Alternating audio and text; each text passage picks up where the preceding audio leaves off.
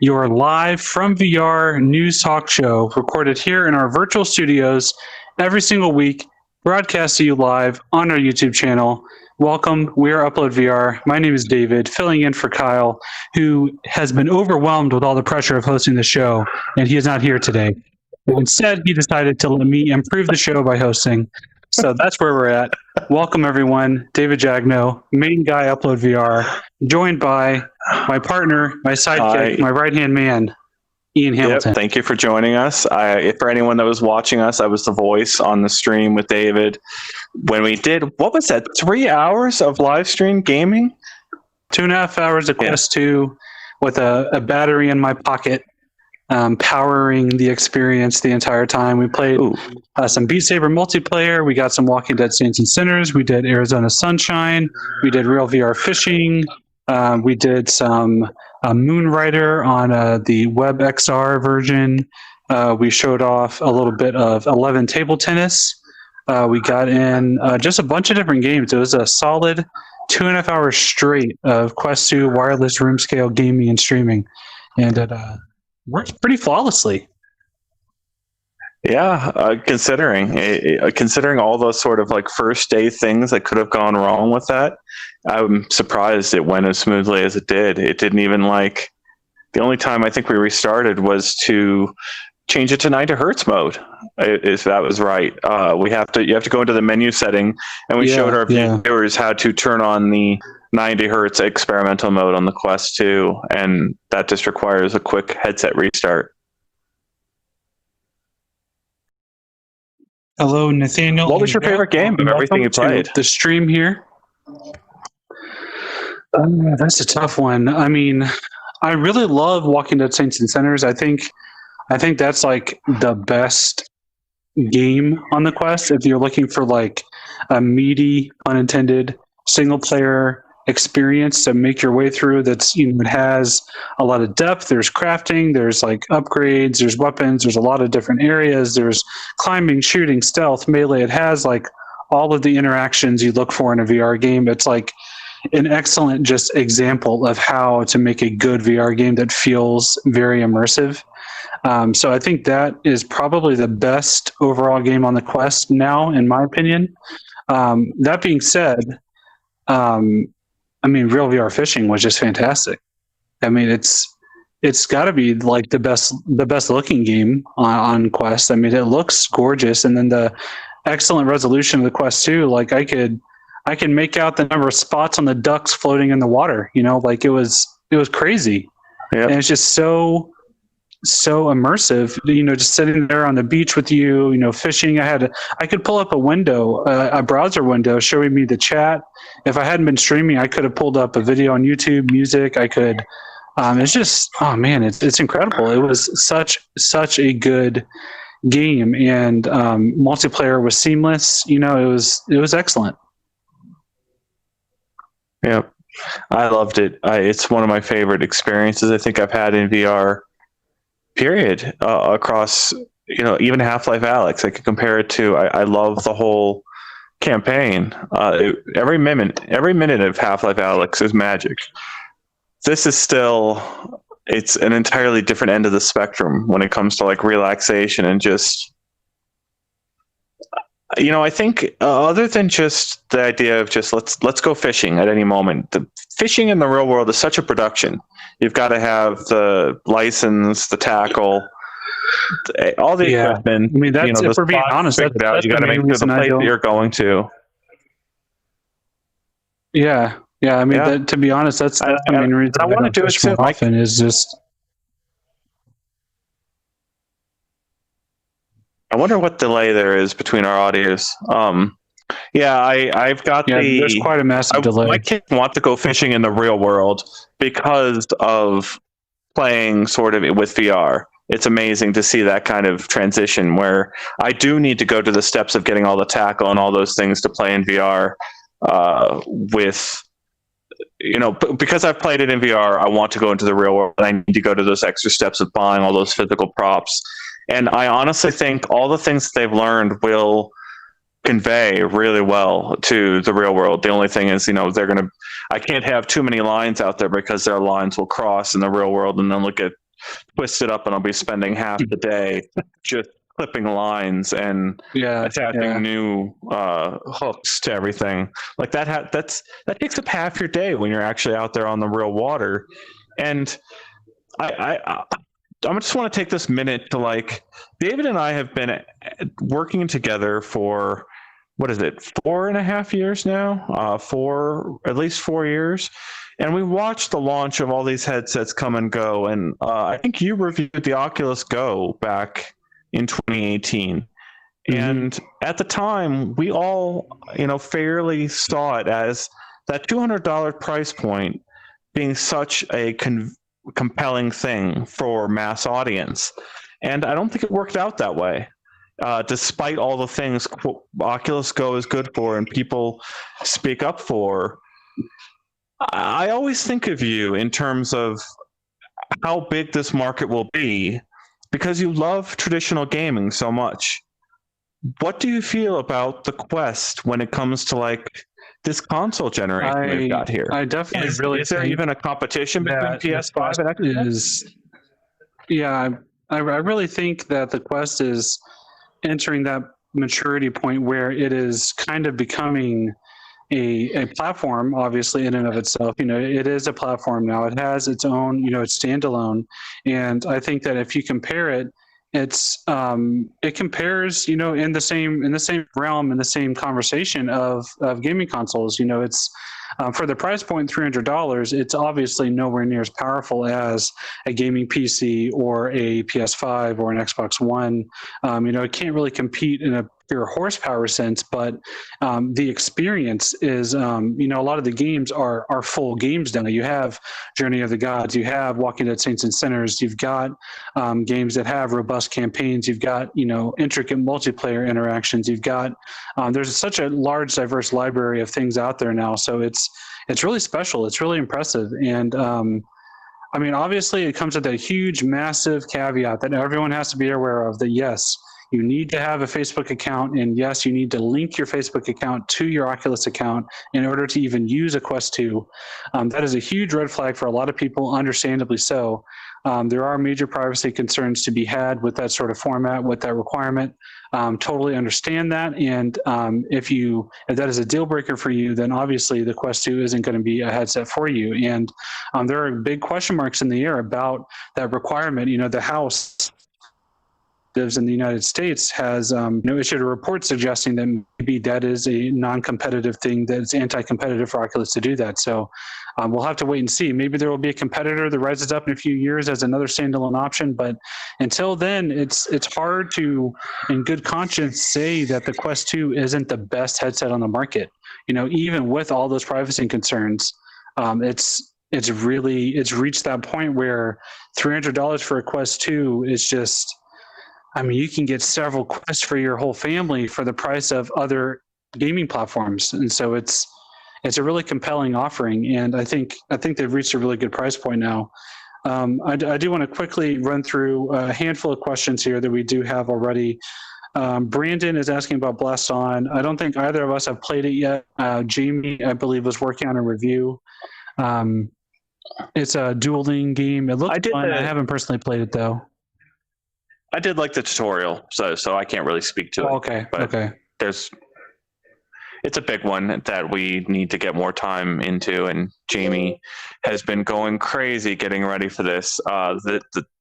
He's been a real hero, and so is Xena, getting us ready for this launch, which is, in my view, the biggest launch in VR history.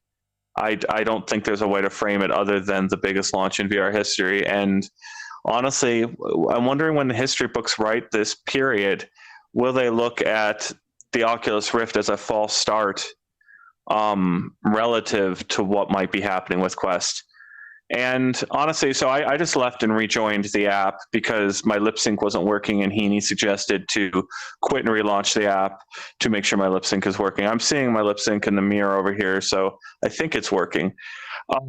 I just want to say thank you to everyone who's joining us right now. I'll try to bring up the comments so I can see your questions as well. I can see that we've got a lot of our viewers in here. David is rejoining, so his lip sync works as well. We are in perhaps one of the most experimental pieces of VR right now, at least from a social VR perspective. There are pieces of software that have face tracking. So there's like the Omnicept HB Reverb Omnicept is on its way, and sometime next year it will have face tracking and eye tracking, and some headsets that already have total eye tracking. All those things can convey a lot in social VR. But we are on day one, Oculus Quest 2. I'm in a Quest 2, David's in a Quest 2, and we are in a piece of software that we sideloaded onto the Quest 2. What you're seeing right now are our actual hands and our real hand motions, and that in itself is an experimental piece of software. So our software that we made, that David Heaney made, he's out there as sort of our studio producer, or Heaney God as we refer to him. We actually got to see him in the studio standing right here for like the first time ever as he's trying to figure out one of the last bugs with our studio, which is being able to see comments on all of our desks and all being really able to interact in a very fluid way on completely standalone gear. And I think that's the thing that we really want to get across is this was the first time I want to get across how amazing it is to me that David and I could be fishing in a headset, in a standalone headset that only costs $300, and then take a break for 10 minutes. And we're here in our broadcast TV studio with our real hands expressing ourselves, able to talk to each other. I haven't seen David in a year, at least. Oh man, yeah, it's been a year at this point. I look forward to these meetings in VR as our studio. Yeah, Oculus Connect. I think Oculus Connect was the last time we saw each other. Yeah, so it's been a full year since we've seen each other and actually seen each other face to face, and it's fun hanging out with you. It's fun getting to see you face to face. But like, this is a meetup I look forward to, getting to sort of connect with you in a way that we only have gotten to do at events like Oculus Connect. And part of that is this hand tracking, and part of it is what I wanted to express was that I came in here today for the first time and I didn't touch the controllers before I came into the studio. So Heaney has gotten enough of the bugs worked out of this studio where all we have to do is put on a headset and pinch a couple things in the menu to enter this studio and be with other people. Yeah. To answer one of the questions here in the chat, someone is asking, it looks like, Brandon, we're using hand tracking. So as you can see here, I don't have any controllers in my hands. It's got, I can get relatively precise with it. You can touch, fingers together. It still has some issues, like if they occlude, then they disappear. Obviously, if you put them together, they disappear. Like really fast movement doesn't work well. But other than that, it's still impressive. You can navigate the browser, all the menus of the Oculus runtime. You can navigate all that. Some apps out there like Elixir, which is a free game you can play. Waltz of the Wizard works with hand tracking. Virtual desktop, you can use your hands as a mouse. So you can actually click on things and use your hands as a mouse, which is kind of neat. So you could have a Bluetooth keyboard typing and then reach up and use your hands to, select stuff in virtual desktop by pinching, which is kind of neat. I have my controllers right here. I'm actually scared to pick them up because it will switch modes and it will actually show a controller in my hand for the people that are wondering. And you can see what it looks like to have a controller. All right, Heaney's telling me to do it. All right, I'm going to grab my controller here. It's in my left hand. Waking up. There it is. So this is the model for the original Oculus Touch controller. So this was the controller that... What do you say? He doesn't have the Quest 2 one yet? Okay, so Heaney doesn't have the Quest 2 model for this yet because the SDK doesn't have it apparently. But this is the model for the original Oculus Touch controllers that shipped in 2016, at the end of 2016.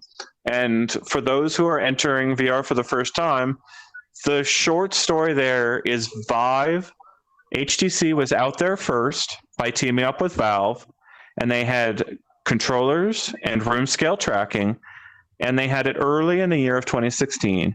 But by the end of the year, Oculus, owned by Facebook, got these out on the market, and they felt really great. They had the analog stick that everyone really loved.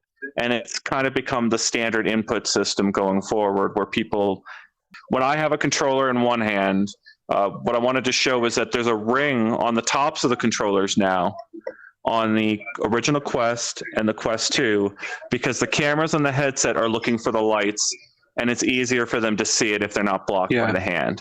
So the tracking ring is in different positions based on whether it's outside or inside, and that's how you end up, if you ever hear the term inside-out tracking, that's in reference to what the Quest is and how it works.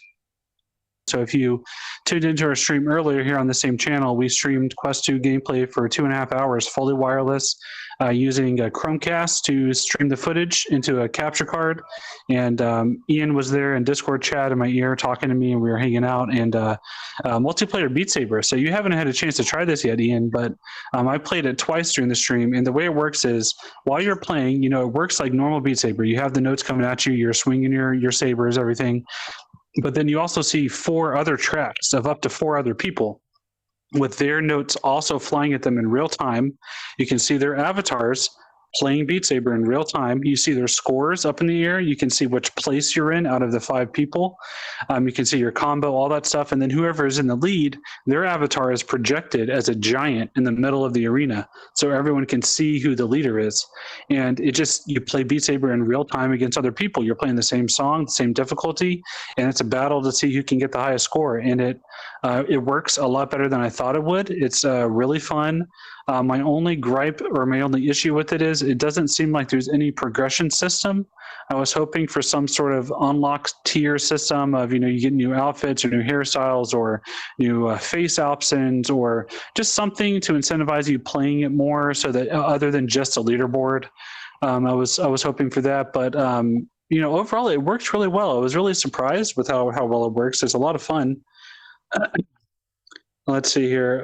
Nathaniel's asking, is the Elite Strap better than the Franklin Quest mod? I don't think we have compared them on the Quest 2 yet. I know Jamie was a huge fan of the Elite Strap battery pack. He really liked it a lot in his review. I haven't tried it yet either. Mine's coming in the mail. I'm waiting on it to arrive. Yeah, so if anyone has any other questions, let us know. And I'm thinking, what do you want to do about codes, David? I've been thinking about this. So we've actually got a fair number of codes in our possession that some developers of Quest 2 games have given us that it would be nice to give away, but I'm gonna have to look at my phone to get the code. I'm curious what games people are curious about. I think we could go through some games sort of like in depth, one by one, talking about our feelings about some of these things that are out there. We can preface it with a few things on uploadvr.com. We have a lot of great lists up there. So we have some lists of the best free stuff to try out, immediately as soon as you get your headset, but without having to spend any money. There's tons of free things out there. So we have a full list at uploadvr.com, but some of the highlights obviously are Echo VR. That's like a zero gravity Ultimate Frisbee Tron style multiplayer game, super fun. BOGO is a really cool one with a little animal pet that you can play with and interact with, especially if you have kids. There's a ton of great demos for VR games. So Beat Saber, Journey of the Gods, Space Pirate Trainer, Super Hot, all those games have free demos. So you can try them out for free before you buy, which is excellent. And there's also a lot of really great animation and video content. So Quill Theater is a free resource to check out a lot of really cool animations that are made within Quill, an art app that Oculus made. You can download Dear Angelica, which is a super emotional, gripping story. There's Henry, which is a really great Emmy Award-winning Oculus animation. We also have a full list, as well as a video here in our YouTube channel, of the best Quest games overall, so the best paid games. Some of the ones shown here, Echo VR makes that list, even though it's free. Five Nights at Freddy's VR, Accounting, Trover Saves the Universe. Those kind of games are also great. So we have a lot of list articles at our website that you can check out. If anyone has questions about specific games, we can dive into those. But yeah, I fully agree with you, Kevin. Echo Arena is excellent for a free game. Absolutely. I like Justin's question there. Could you use the Quest 2 as a monitor replacement? I was talking about this. Yeah, I was talking if you go back and watch our previous stream, we talked about this before in David's gameplay stream, but there's two areas where you could really see the resolution shine on Quest, particularly in terms of like laptop replacement things. Quest 2. If you Quest go to, 2. Sorry, what did I say? Quest 2. You looked at Quest, yeah. Yeah, sorry, Quest 2. There's a couple areas of Quest 2 you could go look at and get a real sense of how it might be a monitor replacement. Number one, Heaney is showing up on Stevie. That's the Infinite Office trailer that Facebook is pitching. That pretty soon you should be able to set 3 windows, maybe more, I hope more, but you'll be able to set windows of any size all around you, and then adjust the pass-through view of the world so that you only see maybe however much of the real world that you want to see while working in VR. Now, these are full, real browser windows. You can pull up all of your major websites, with the exception of, I think, Netflix.com. I haven't been able to get Netflix to work outside of the Netflix app on its own. There's a dedicated app, so that's probably why. So, but if you've got the idea that you can go to your chats, you can use a mouse and keyboard. That's the big one. I have this model of mouse and keyboard, but the Oculus software needs to get smarter to understand when I'm using the mouse, the trackpad, or the keyboard input, because I've got my fingers resting on that keyboard.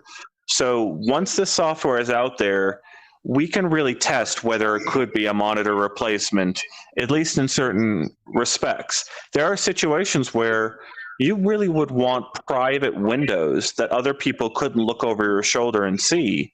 And I can understand why a VR headset could be extremely useful for doing sensitive work where privacy is key, and you don't want people looking over your shoulder. Like the doctor's offices and stuff, those screens that they put on the monitor, so you can only see it from a certain angle. Stuff like that. And it's ironic to be talking about privacy as being a key advantage here when we're talking about Facebook. And I am fully aware of that, so I apologize in advance. But it is a kind of a selling point that I think they're going to kind of rely on in the future. The other area that you can kind of see the monitor resolution is in going to the Fandango Now app and hooking up your library of content, whether it be in Apple or Google or whatever service you use to buy all your movies with. I think Prime also, you can connect to it. But you can connect those to the Fandango app, and then you've got your movie library inside your headset. And if you pull up your movies in that, I think you can actually download them to the headset for the first time. I don't think I've seen that in other apps. So you can download those movies locally, and in theory, if you've got the 256 gigabyte Quest, you could have 5 or 6 movies installed on your headset, I would think, and have them at a very, very high resolution. They were looking for 8 gigabytes of storage for about a 2-hour movie, a little bit over a 2-hour movie to download on the Quest.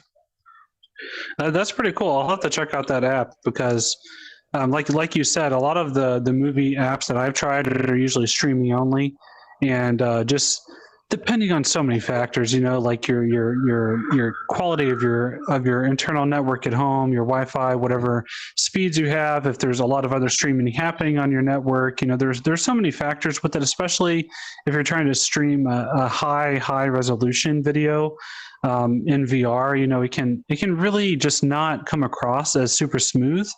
And so being able to download directly would be a great feature. And have you tried any 3D content in that app? Does 3D work? No, I've heard good things. I believe it's got 3D. There's another app I tried, which was, I think, Skybox, and that handled 360 video and 180 video. That was pretty neat. Cool. Okay. Awesome. Yeah, I think I'm kind of curious to know, so whenever you use the Fandango app or Skybox or any of these, do they have their own environments like this shown here on the screen, or can you just have a window broadcast into your Oculus Home environment? Like if I wanted to watch it in Cyber City or have pass through as my background and have the screen floating, could I do that?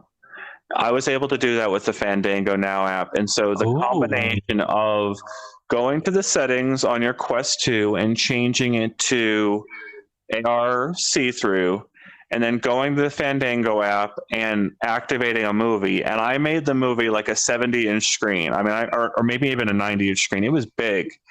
and it was streaming. I hadn't had the video downloaded, and it still looked incredible. It was on a high bandwidth connection, but it was very incredible to have. Like, I could look over at my friends making food over there in the kitchen while looking back over here and watching a 90-inch HD version of a movie, and it looked the best I've ever seen, albeit index was close, but having that in a wireless with pass-through, I haven't seen. It was incredible.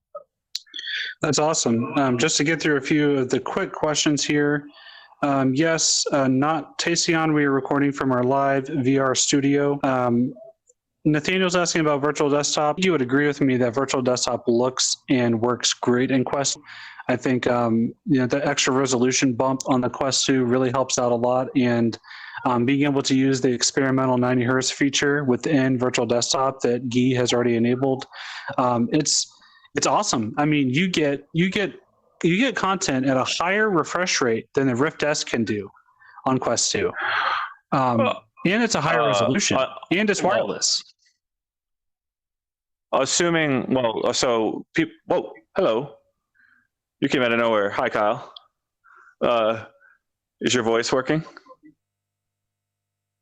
No, we can't hear you. To be clear about virtual desktop, we will mark this on the time codes for the people who tune into this. We will time code this after the production, and this will be available on all podcast platforms. So if you haven't heard of the VR download, you can go to your podcast platform or your virtual assistant and say, hey Google or hey Siri, and they should be able to bring up the VR download if you just ask to listen to the VR download podcast. One thing I do want to say is, Ian, we do have a few people that have been watching for a while, even from the previous stream. I do think maybe we should give away some codes. A lot of people have been tuned in for hours now, so I think it'd be a good time to probably hand out a few codes if we can. What that's a good idea. So we just paste them directly into the chat? Should we try to show them on the screen here? Is that something Heaney could do and people have to type them out? I don't know what the most fair way to do this would be. That's a fun one. Heaney, talk in our ears. Do you like that one? Because I can pay. All right, so we're going to do it that way. Heaney said it's a go. What I will do is I have, right now I have 5 codes on my phone for real VR fishing. Maybe we'll do both. Just to let people know, what you can do is either pull up the mobile app on your phone. You can redeem codes there on the Oculus mobile app, or if you're on a computer, you can pull up the Oculus website. If you go into your profile settings, there is a redeem code option. You can redeem Quest codes there as well. It's not just PC codes. Those are the 2 ways you can do it. You can do it in the mobile app, or you can do it on the Oculus website. So I would recommend having it open and ready if you want to try to copy paste quickly. That would be the best way to do it. Yeah, you go to your profile, and then you go to, I think, settings and redeem code. Oh, no, Kazi, that's right. Can you hear me? Yeah, and I like this idea because the person we can. Welcome, Kyle. Sweet. Howdy. Yes. There is some voice delay between us, so we're going to have to be polite and try to not talk over each other. It's one of the issues of dealing with the internet. I'm going to paste Heaney the first code, so he will have the first code for real VR fishing. And let me start there by talking about real VR fishing. We already talked about it a little bit, but I want to really delve into why it is an impressive piece of software on the Quest 2. So Real VR Fishing has multiplayer. They just added it very recently, and you can fish together with up to 4 people in a fishing spot with you. 4 people total. And David and I were just in there, and it was incredible. And one of the things that we were able to do is David was able to bring up a browser window in his Quest, and I was able to bring up a browser window in my Quest, and we were able to interact with commenters who are watching our live stream while fishing. We could have brought up music that way, or we could have brought up a movie via YouTube and watched the whole thing just sitting there fishing together. We obviously the browser windows weren't synced up, so you couldn't look over and see my browser window, and I couldn't look over and see yours. But this was a first, at least for me, in standalone VR. We would expect this feature to work on PCVR as well, and things like this have been done for years on PCVR. To be fair, Yeah, on PC, but on on standalone Oculus, VR, for example, you could pull up a browser window from Dash, and it works very seamlessly. But this is not a computer. This is not connected to a desktop. It doesn't have any of that stuff. So I was shocked how well it worked. Like I had chat pulled up right next to me on Quest. I could see it. I didn't have to do any weird, quirky workarounds. Here you go. This is a code for real VR fishing on Quest. Good luck to whoever can try to grab it. Yep, and let us know in the comments, please, if you do. We also have had the real VR fishing developers in our comments today, interacting with our audience. Maybe also, I will say, maybe also Heaney maybe post one into the chat as well. I only gave him the one code for now. Okay. I'll give, Heaney, I'll paste you the other 4 codes I have for real VR fishing right now, and you can distribute them as you see the commenters feel they should. Real VR fishing is the definitive fishing game for me at this point, and I think there's a couple of those games that I wanted to cover today. Like I would call 11 Table Tennis the definitive table tennis game at this moment in time. David, what would you say is the definitive golfing game? I haven't played enough of them to know for sure, but back on PC, I was always a fan of Cloudlands. I like that a lot. I've heard the Quest port's good. Pro Putt is supposed to be pretty solid. I know there's another one, Walkabout, just came out, but I haven't tried that one yet. So there's a lot of golf options out there already, which is kind of funny. But yeah, 11 I think is definitely better than Racket Fury in terms of the realism. But if you have no one to play with, though, I might say Racket Fury, because it does have like a progression campaign sort of system to it with leveling and stuff like that. 11 is purely just like one-on-one simulation. If you're playing by yourself, there's only a couple mini games, and you play against a bot that looks like your avatar. That's pretty much it. But multiplayer, obviously, 11 is far better. So Heaney was asking me how he wants to distribute the codes. We've got actually more than 200 people watching. Thank you for everyone tuning in, watching us. Let us know all of your VR questions. We've been at this a while, and we are familiar with all of the VR headsets out there, with probably the exception at this point of the Reverb G2. We are waiting to get our hands on the final edition of the Reverb G2, and we are expecting that to be very soon. So if you have any questions, let us know. Obviously, today is Quest 2 launch day, and we're trying to answer questions. Heaney says, he was asking how he wanted to distribute these codes for real VR fishing. We actually have quite a bit, quite a bit more codes to give away for other games later. Right now, it sounds like David has said earlier, maybe we'll do 2 codes in the comments and 3 more codes. He'll put them up on our TV here, and so you'll have to type them in and try to be the fastest person typing them in from the ones that appear on the TV. Yeah, that's a good idea. And all these codes are for real VR fishing, is that right? For right now, we're giving away the real VR fishing codes, and these will be the end of the real VR fishing codes. So please let people know if they ask, looking for a specific game, those codes are gone. Cool. Yeah, real VR fishing was awesome. I don't know if you saw on the stream, after we finished playing, I went back to the little cabin, and I bought some rocks to decorate the back wall of my aquarium. I plopped in all the fish that I had caught and kept. And so it's relatively populated in there now. And I was looking at the other options in the store, and it's got a good gameplay loop, because whenever you're playing and you're out fishing, you catch a fish. Depending on the rarity of the fish and the size of the fish, it determines how much money you get or how much XP you get. So if you keep the fish, you get money, and you can then put the fish in your aquarium. But if you release it and let it go back into the water, you get more experience. And so there's a balance to that, because leveling up unlocks new gear and new levels that you can actually fish at, which have different types of fish. But then money is used to purchase the equipment and upgrade your cabin. So there's like a dual progression track that actually works really well. There's a good balance to it. Now wait, now we got Kyle here. While your internet is still, working, we should probably hear from you. Has your Quest 2 come? I am in my Quest 2 right now, and I have to say that this is. I know it did. My Quest 2 showed up, so I'm in east side of Seattle, and the weather here is just epic.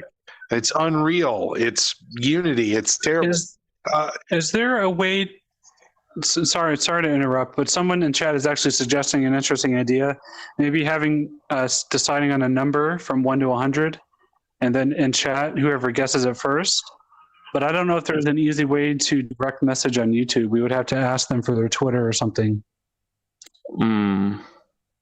Yeah, and then that makes it unfair if we have to do Twitter or email, I suppose. But they would have to email, like, I don't know how they can message us privately. Mm-hmm. Maybe we'll try that for a future one. Yeah. So, in terms of if you get a code, let us know. We would love to know who actually won. Yeah, absolutely. So in terms of my Quest 2 experience so far, it showed up, I don't know, a few hours ago. My power was out, my internet was out, and I was it was very frustrating. It was an interesting experience. So finally got it unboxed, plugged it into a battery, an external battery to try to give it some juice, because it came about 50-ish%. Then I tried tethering it to my phone for internet, and finally got on. I would say about half an hour ago, our power was restored. So now I'm plugged into normal Wi-Fi, and I'll tell you what, man, I am really digging this. I mean, in terms of movement and in terms of fit, I mean, it's really good. It's so clear. I can see the edge of these tables in that point, and it's just really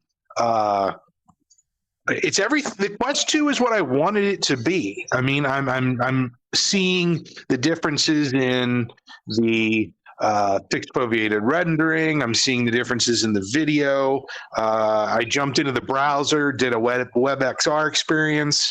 Man, I'll just tell you what, this is from a value perspective. I'm a very value-minded person.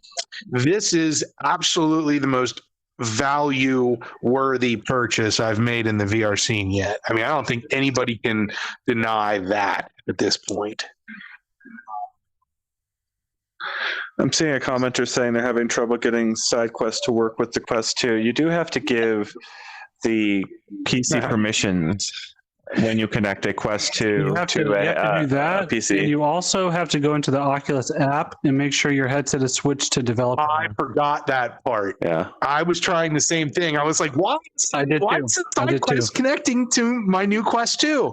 And I realized, I was like, so stupid. Yeah. I got to go put on developer mode. Is that the only way that the ADB commands will work that Sidequest desperately needs? When in doubt, check uploadvr.com for a guide. We probably wrote it. And in this case, we had a guide. I assumed I remembered how to do it correctly, but I forgot about that step. Yep. Good stuff. Now, I will say that I'm a little disappointed that the battery, the deluxe super elite spastic whatever cable extra attachment, I didn't get that. So I'm still chilling in stretchy canvas moto. It didn't show up with the headset. So it's meant, I think that is coming later this week. I'm not really sure why they weren't together, but hey, I mean, I've got the device. It works. There's a supreme temptation for me to just continuously stretch this thing and make it tighter and tighter.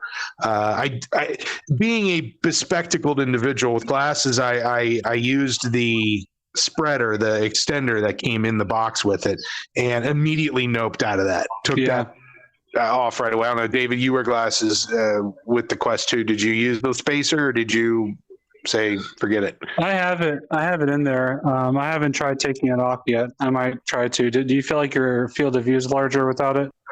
I do. I mean, it's so tiny of a difference, but it didn't feel as connected. The face piece didn't feel connected as sturdily as it did without the extra makes sense.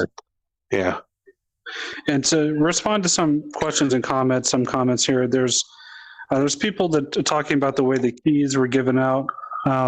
There's not really a fair way to do it. We've tried multiple different ways of doing it. If you paste in the chat, obviously a bot can grab it super fast. If you show on the screen, then whoever is ahead on the stream of a delay or latency can see it first. If we were to verbally say it or have a trivia question, then people that have English as a second language are disadvantaged. So there's not really a fair way to do it. So just so that if you're watching and you're confused about the way we're doing keys, I mean, other than literally randomizing it, in which case we would just do a giveaway on the site, there's not really a super clean way to do it. Yeah, we've been through this. We're super appreciative of the developers who shared these codes, and we understand how frustrating it feels to sort of get your hopes up and try to enter it in the window and be dashed. What matters to me is just please be respectful in the comments, and these developers didn't have to pass these codes to us. They're doing it because they love VR and they want to get some people a gift out there. And so we're thankful for them for passing these codes along to us and us being able to pass them along to you. We are trying to answer as many questions as we can about these games and about everything about VR. Commenters, please help other people in the commenters, if you can, with answers that we can't get to. There's a lot of people new to VR today, and we're all trying to help them get acclimated to and not waste money at the end of the day with all these things that they can do. I'm also looking for the next set of codes. Had a good question. I don't actually know the answer to this.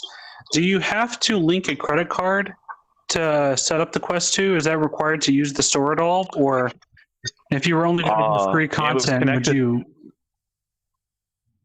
The developer. Well, it's like a developer. There's a developer thing where you have to connect a developer account to a phone number or some other, two-factor authentication system. It's kind of unrelated, but if you wanted to sideload things, you do have to have that in there. Okay, but as the Quest in and of itself, you can get by with just a Facebook account, right? Yeah, you can skip past the credit card. Yeah. And see, this is a great example of why Oculus really needs to have a gifting system. They need to let you purchase Oculus, credit or whatever by buying a card that you can redeem just like every other platform in the universe, or at least let you gift a game to someone else. You can't do that. And I don't get it. It's been almost 5 years of the Rift store, and we don't have gifting. We don't have gift cards. I don't get it. It's stupid. So I just passed along the 3 codes we have from Guy Godin for Virtual Desktop to Heaney, our producer out there. And I don't know, based on the comments, what the most efficient way we've all agreed on, or the fairest way at this point to do it is. I think putting them on Stevie is the best way we can come up with for now. Seems the fairest. We could do what I wanted to do was explain Virtual Desktop in a minute. We could put the codes up here, but then leave off one of the numbers and put a question mark, so people have to try to guess what the number is. There are 10 possible numbers, obviously, that it could be. I think that might be a fair way to do it, is, leave a blank for one of the numbers. Virtual Desktop is obviously a very in-demand app, and I've given Heaney all the codes we have for Virtual Desktop today. So I like that idea. I think that's a good way to leave off a code and see how it works. Again, please let us know if you got the code. Please say thank you, if you could, to the developer. They are the ones who have provided these. And spread the word if you like good software out there. These developers rely on good reviews to continue the sales of their games. So if you like what you've tried, do please try to tell the developers and tell the community. As a refresher as well, whenever the codes are posted, you can redeem them one of 2 ways. You can either put them into the Oculus mobile app. In settings, there's a redeem code option where you paste in, type in the code, and that will redeem it on your Oculus account. Or you can go to the Oculus website and go to your profile and then go to settings. You should be able to redeem a code there in your browser. So if you're on a computer, if you're on a desktop, on a PC, you can redeem it there. Or if you're on mobile, you can try to redeem it in the app. So there are 2 ways to do it.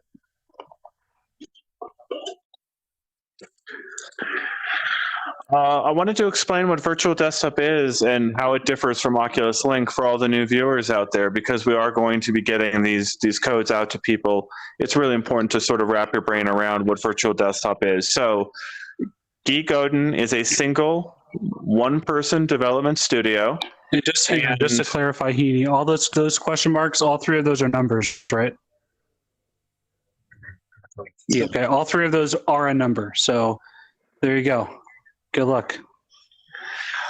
So Virtual Desktop is one of the most downloaded apps, and it is a critical app that you're going to need to know the name of. Even if you don't download it or need a PC, you are going to want to know the name Virtual Desktop, because it is really important that we watch how Facebook treats Virtual Desktop in the future and what they're allowed to do.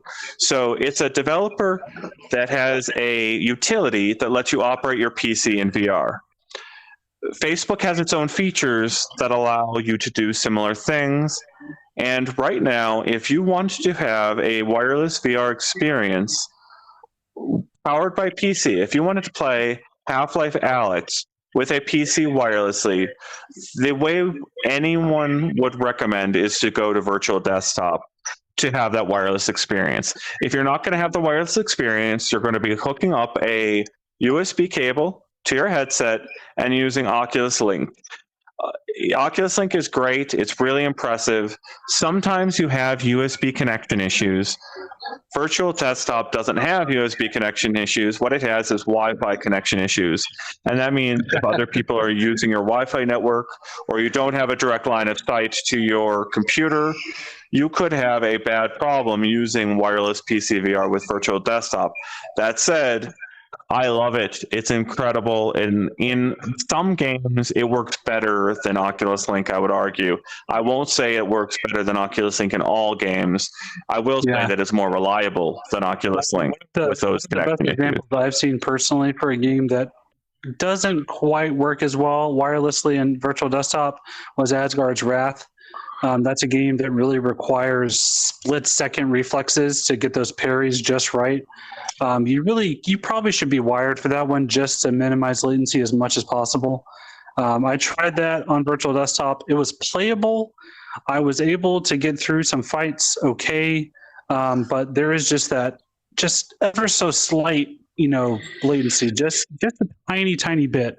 But whenever you're reacting to someone swinging a sword, whatever, like third or fourth of a second really does make a difference. So some games we probably want to be wired still, but caveat here as well, I think it's going to get better and better though. I think Guy is going to just continue to improve it. It's going to decrease latency over time more and more and more. And I think it'll eventually get even better. But here's, in the trailer, the footage we're showing here, Virtual Desktop is great for non-VR too. You can stream your desktop to yourself and Bluetooth the controller to your headset, and you can play, like PUBG, or I could play Overwatch, or I could play any PC game inside my headset with a virtual cinema screen, and it's crazy. It's so nice. Don't need a VR ready PC. You don't need a VR ready PC to use Virtual Desktop in that way. That's a key thing. I've got the computer requirements up here. To do the VR mode, you do need a VR ready PC to really have a go at it, being a good experience. Regardless, one other thing that Guy has done with this software is he's actually got the experimental hand tracking in there. And so you could actually emulate touch controllers with just your hands in the open air. And it is the wonkiest thing. One thing I want to say, I want to correct someone really in the chat here. You can do it. Precision is saying Steam games only work via Oculus Link. That is incorrect. Steam games work over Virtual Desktop as well.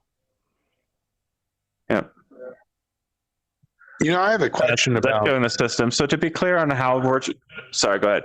Well, no, I was just going to ask about if you were going to play like Squadrons with this and use a HOTAS with Virtual Desktop, how would the HOTAS still have to be connected to the PC? Heaney can speak into my ear here. Yeah, so he can speak into my ear here and tell me if I'm incorrect, but if you're trying to decide between virtual desktop and Oculus Link, it is going to be on a game-by-game basis and a network-by-network basis, which one is going to be the better choice for you individually. And I love Kyle's question regarding Star Wars, because in Star Wars, you don't move your head positionally very often. You look up, down, left, right. You're in a cockpit, and your head is generally very still, with the exception of the occasional rotational movement. The key there is that if you're walking around a room and doing a lot of head movement positionally, that's a very different experience than keeping your head still. And I found virtual desktop to be a superior experience when you're keeping your head still like that on a very, very, very nice router. And I didn't have to worry about the USB disconnection issues. Other people could have a very different experience. And if your game is you moving around a lot, or your router isn't very good, you're going to have a completely different experience than me. But in that particular game, with that particular setup, I preferred virtual desktop considerably. Yeah, one thing I will say though, Kyle, is even though the hotas, whatever, has to be connected to the PC if you want to use a hotas, what you could do is you could Bluetooth a gamepad to your Quest and then access Squadrons remotely and play it somewhere else. You don't have to play it at the desk if you're not going to use the hotas. You could use your controller. Yeah, he's saying you could use the touch controllers instead of the Bluetooth gamepad. However, it's my understanding the touch controllers don't have enough inputs to really give you the same experience. It's missing a D-pad. It's missing some of the buttons that a PS4 Xbox controller has. So the mapping might be off, and I don't think you would have full capability. But you can use the touch controllers as a virtual gamepad as well. We have more than 300 people watching. Thank you to everyone tuning in, and keep your questions coming. We want to help everyone else that has things that they need to know out there. Kevin Mayer is saying virtual desktop is cheaper than the link cable. If you're talking about the official link cable, that's true. However, Oculus Link has updated and upgraded to even a 2.0 USB cable will work now. You don't need to buy the official link cable. The one I'm using is a $15 off-brand one, and it works fine. Do we still need to make the point that with virtual desktop, the version that you purchase on the Oculus store, you're going to want to supplement that, I think. Yes. With the Sidequest version. I don't know, Ian, what can you tell us about that particular situation? Yeah, so you want to go to, I think he needs our guide earlier into the chat for Sidequest, but if you do, Sidequest how to uploadvr.com or Sidequest guide uploadvr.com, we've got a guide for how to sideload content onto the Quest. The idea is you sign up as a developer for the Quest, and then you can go to the website called Sidequest. You can download their software, and you can easily manage what you put on the Quest that isn't approved by Facebook using this piece of software. You actually don't need Sidequest to do this. The actual term we're using is sideloading. That's what we're doing is we're taking stuff that's not officially in a store and we're loading it onto our computing device. You have to do that with a patch to virtual desktop to enable all of the VR streaming features.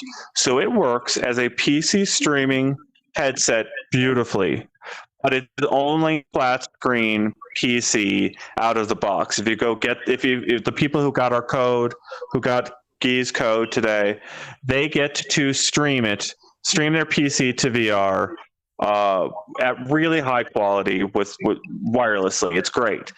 What you have to go to Sideloading for in Sidequest is to patch the app that unlocks the VR feature. And that is key, and why everyone needs to be aware of this app has come up against Facebook's rules here. Facebook has several experimental features in their menus. They have hand tracking. They have Oculus Link. and they are willing to let people turn those experimental features on in their menu and make themselves feel maybe a little wonky or make their headset act a little weird because they've used this experimental feature, but they won't let Guy put this in the store version of his app. It is one of those things we need to keep an air. Sorry, go ahead. One person's asking about the link cable affecting battery life. It does sort of do a trickle charge a little bit passively, but it is not fully actively charging your headset like it would if you plugged it into the charger in the wall. So you can, it does charge it a tiny bit. It slows down the decay on the battery. Joaquin Mustafa, or Joe Bean, I'm sorry. Yes, you can play Half-Life Alyx using virtual desktop. I've tried it. Works really well. I'm a fan of playing it that way. Ninja's Pencil is asking if there's going to be full body tracking. I don't think Oculus has announced any plans for feet or legs or body tracking yet. The only way to do that currently is with a Steam VR headset that uses Lighthouse base stations and Vive Tracker pucks attached to your feet. That's really the only way to do that reliably at the moment. There might be ways to infer some of your upper body movement in more detail than we have just our hands right now. But for full body tracking, the lower half of your body is still, like David said, exactly. Like Game Drake has the best question I've seen so far. What do I do about the fact that the UPS truck hasn't rolled up with my Quest 2 yet? Do you guys want to do some more codes? I have some Sculptor VR codes, and I thought it would be cool to talk about Sculptor VR. That's one of my favorite games. Yeah, Sculptor VR is neat because it is collaborative, right? So there's multiplayer sculpting and creation. And can you 3D print stuff made in Sculptor VR? Yeah, that's what I wanted to Heaney. If Heaney can find the T-Rex that we have on our website and put it up on our TV here, I'm going to paste Heaney the codes right now. So he has the 3 Sculptor VR codes that we can give away from Nathan Rowe over there, the developer of Sculptor VR.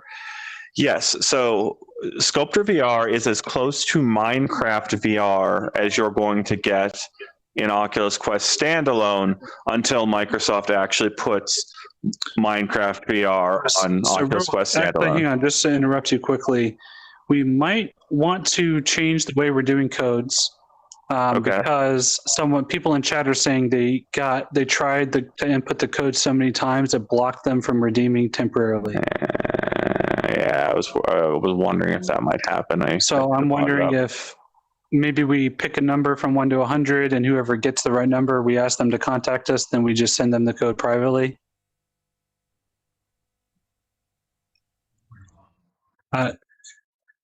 Your email would have to match your screen name. If someone is, there has to be some way of matching.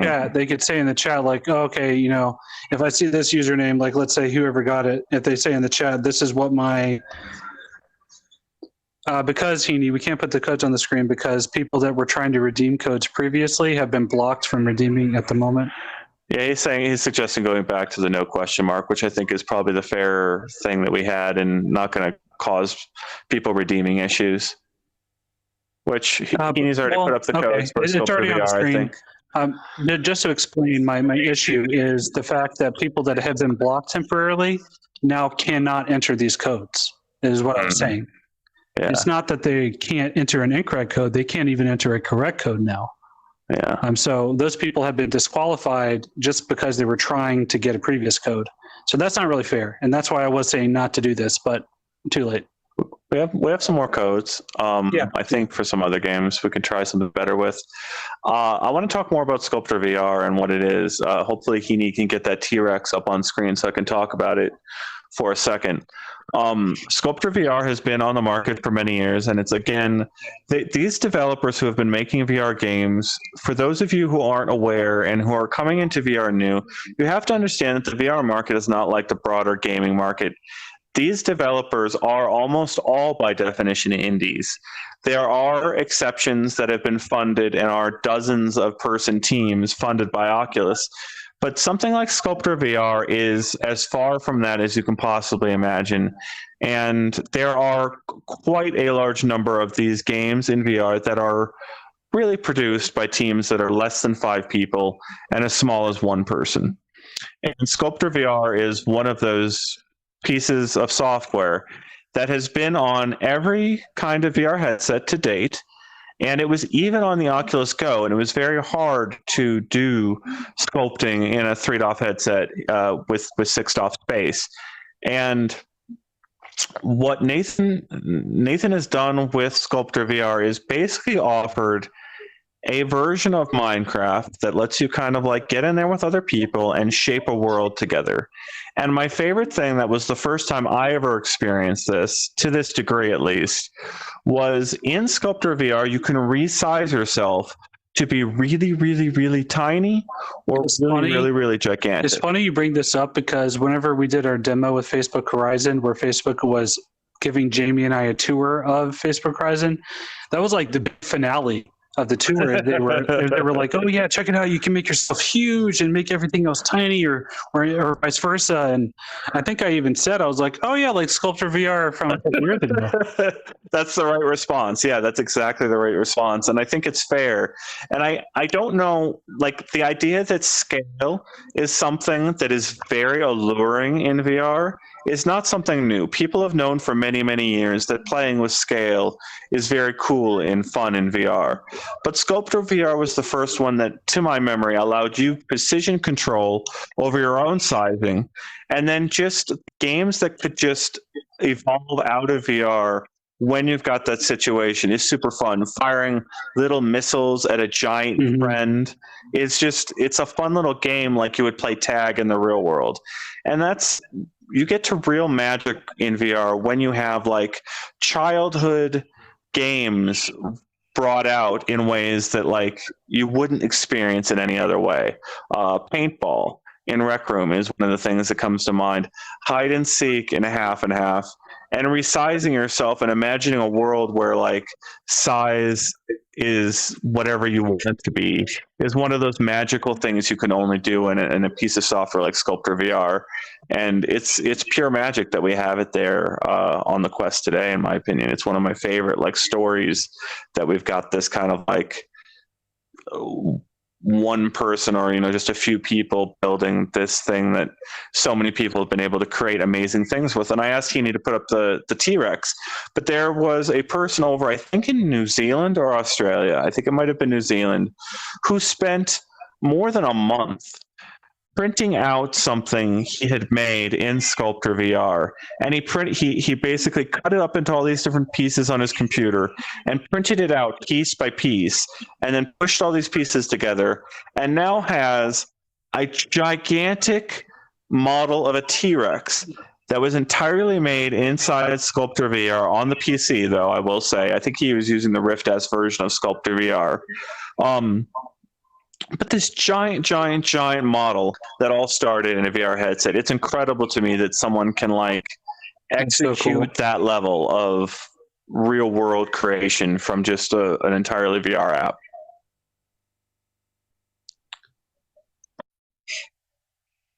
Oh, there you go. Yeah, there's the T-Rex. We finally got it. And there's another one where you can see the creator here to scale next to the size of this T-Rex, and you can just get a really good idea of how terrifying it would be to have this thing. Imagine like it's breaking through a wall in your home, right? And I saw all the commenters on this thing like, why would you do that? I'm like, well, no, it's because you can have a giant 3-foot tall T-Rex coming out of the wall in your home. Who wouldn't want that? What's wrong with you? Yeah, this is the fun of VR to me. Like, they imagine that you could like have this thing in your imagination and then see it realized in the real world. There's nothing more we've got real than that about VR. I just want to respond to real quick. We've got asking about the field of view. It's about the same as the first Quest. I don't think there's a significant difference. It might have a tiny amount of variation depending on where you slide the lenses within the manual IPD sliding, but basically the same as the first Quest. Maximilian asking about the better head strap. Jamie reviewed the Elite head strap as well as the Elite strap with battery. If you can, the one with the battery was better according to Jamie in terms of comfort and the improved battery life, obviously. I haven't tried them out myself, but I have them ordered, so hopefully they'll arrive soon. Let's see. We had another question here where Austin's asking the native Quest version or PC version of Population One. Most recently, I got to try the native Quest version, and I was really impressed in terms of the performance and visuals, and it played great. So if you plan on playing on your Quest, I would just say get the native version. It does have cross-play, but it does not have cross-buy. So you will need to make a decision if you have a PC headset or if you planned on virtual desktoping it. I would just say get the native version. It works very, very well. There was another question here about Oculus Rift games coming to Quest 2. That's going to be a case-by-case thing. You can look at an example like Walking Dead Saints and Sinners came out 9 months ago, and now it's on Quest. It looks like a great translation. But that being said, there are no word for games like Asgard's Wrath, Stormland, Medal of Honor. None of those games have any indication that they are coming to Quest, but I wouldn't be surprised if they do eventually, just because it seems like Oculus is kind of putting their PC market to the side a little bit. And I wouldn't be surprised, but to be clear, there has not been any actual announcement. Well, I like this question here asking if the price of the Quest 2 is likely to go up after launch. It's a really good question because if they sell out, your only chance to get a Quest may be resellers.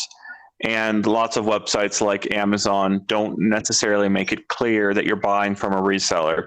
If you're not really paying attention, you might think you're buying the official headset for hundreds of dollars more than is actually the base price. So I don't think the price of the Quest is going to go up. Facebook is very carefully positioning its headsets as I would call them loss leading devices to get market share. And so they are taking, I would expect a loss on every headset sold. I could be surprised by that and find I'm wrong. But I think they are losing money on headsets in order to gain market share at this point in the market. So this $300 price is probably going to be the price for Quest until they change the bundle in some significant way. And the only thing you're sort of competing against is the other customers out there who might buy up the supply. We've got a couple other good questions. Chase is asking about the controllers. No, they do not work with the original Quest.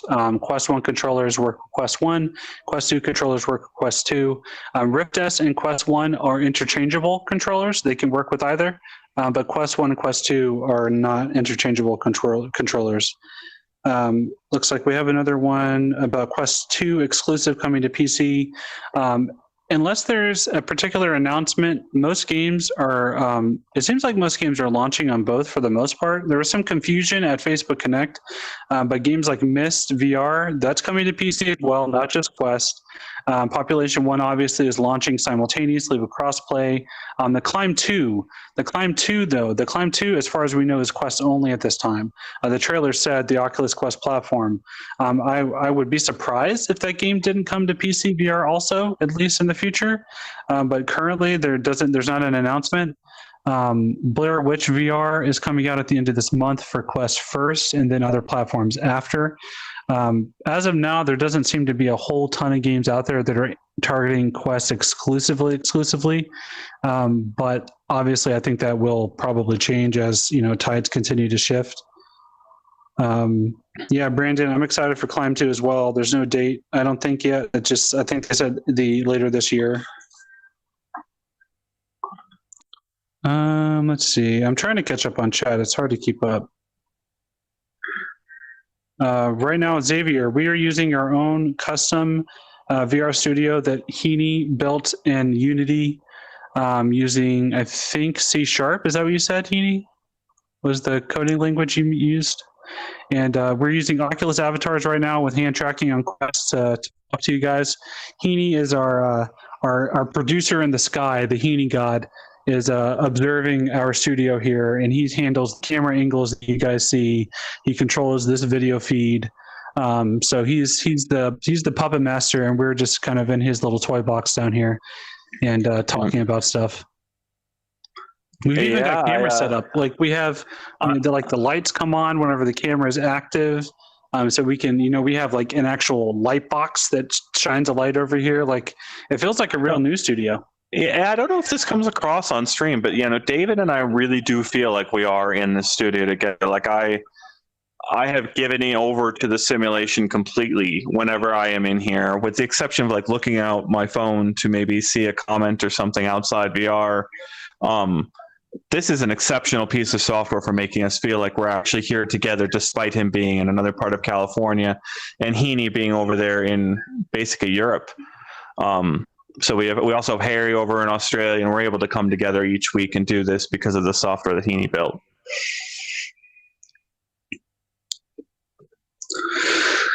I think the next game I play in my Quest 2 that I intend to jump into either later tonight or probably sometime tomorrow, it's probably real VR fishing, if I'm being honest. I want to unlock more levels. I want to go in. Yep. I want to customize my avatar some more. I want to check out what kind of new rods and stuff I can get. It's and those big fish. And the big fish. Oh, I want to catch a shark. I would think the love to get largest back fish in there I with caught you. was about yay high, so around in there. It was like 13 inches, I think. So that was the biggest I got. I'm on that level 4, so I have a ways to go. Yeah, there's some big ones in there. The next one I want to go back into is I want to play some. I need to get back into Supernatural. Supernatural is the fitness focused version of kind of Beat Saber, where you are playing a lot more music and you're getting sort of a trainer in VR helping you, guiding you, or giving you a little boost to keep working on your workout and push that extra mile to get your heart rate up. It's a very impressive piece of software. It's, again, just like Beat Saber, and it's a 20-month subscription, so it's priced unlike a game. It's priced like a subscription health service, and so you kind of have to approach it from that perspective. We have I really a enjoy good question. Yeah, sorry. Okay, go ahead. Go ahead. No, we have a good question. Someone's asking about Arizona Sunshine. What specifically has been updated for the Quest 2 version? What has been enhanced? They've said that the visuals are enhanced with new assets, as well as improved zombie character models and some improved physics. So here, an article that we have at uploadvr.com that lists every Quest 2 enhanced game and what the enhancement is. So far, at least in terms of what we know. VR chat, Kiro, I don't think there's been any specific mention of anything enhanced for VR chat. I would be surprised if they don't do something, though, because there was a lot of content in VR chat that was not working on Quest 1. So I would imagine they could do some updates to enable more PC content. But yeah, this is a great video here that shows what the changes are. I think there's a big update on the zombies. To me, that looks much better. Oh, yeah. Your heads are far less shiny. Yeah, I got in there and I killed some of the zombies, and it was extremely satisfying compared to the out-of-the-box original Quest 1 version. Almost night and day from my feeling of the way it worked. I don't think it's the same as Saints and Sinners by any means, but it felt way better than the original to me. There's a lot of nice details, though. Yeah, go ahead. I love this question from Shirzad. Do you think next gen Quest will have much bigger field of view and keep the same size overall, or just better lenses? I love this question so much because we're at such an interesting time in the market. And as far as what we can think about the next Quest, I think the only thing we really have to go on firmly at this point is the thing as John Carmack said at Facebook Connect. He made very vague comment, could suggest some things that they're going to do with a future Quest. One of the comments, I believe, was that they felt Facebook, the leaders at Facebook felt they needed to secure the low end, the sweet spot low end of VR. They wanted to hit the absolute lowest price possible to reach the largest possible audience with VR. They wanted to be first to do that. And Carmack's comment was more or less, they have done that. Quest 2 is a pure win, is his words for it, in terms of advances over Quest 1, as well as lowering the price. Now what they can do is take the Quest content library and do something perhaps the world has never seen with it. That's my view, or what I'm thinking. I would pay a lot of money for a wider field of view headset that was similar lightness and had varifocal optics that really let me focus like I'm in the real world, and was comfortable enough to wear for 8 hours a day. I don't know how many years Facebook has to spend with its R&D and engineering to get a headset into our hands that lets me focus my eyes on my fingers up here close to my face, and then focus on David over there exactly like I would in the real world. The headsets of today do not let your eyes focus exactly as they do in the real world, and some future next generation headset may allow us to do that. And when it does, the comfort we're all going to feel with the wider field of view, with the varifocal optics, may not compare in any way to what we have today. It could be night and day how much better it feels to wear those headsets. Yeah. You, me, and everyone out there hasn't yet experienced what an all-day headset. The only people who have experienced this thing are the people who are working in the Facebook Reality Labs research division that are prototyping these headsets and maybe taking them home and trying to see if they can actually get their whole workday done in a VR headset. And I think at some point Facebook is going to cross that line where you could do a full day of work in a VR headset. I don't know how many years away it is, but I think that's become the marker for a future Quest Pro or high-end device, is something that you would want to wear for several hours more than gaming.